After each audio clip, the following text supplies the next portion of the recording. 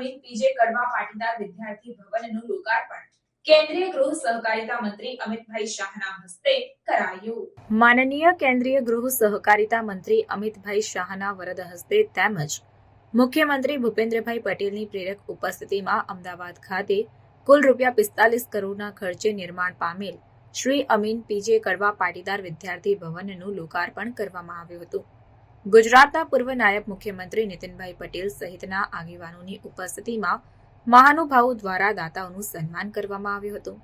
મુખ્યમંત્રીએ આ કાર્યક્રમને શિક્ષણ થકી સમાજ ઘડતરનો અવસર ગણાવતા કહ્યું હતું કે માનનીય વડાપ્રધાન નરેન્દ્રભાઈ મોદી અને કેન્દ્રીય ગૃહ સહકારિતા મંત્રી અમિતભાઈ શાહના દિશા દર્શનમાં ગુણવત્તાયુક્ત અને સુદૃઢ શિક્ષણ થકી ઉન્નત ભવિષ્યના નિર્ધાર સાથે વિકસિત ગુજરાતના નિર્માણ માટે સરકાર કટિબદ્ધ છે.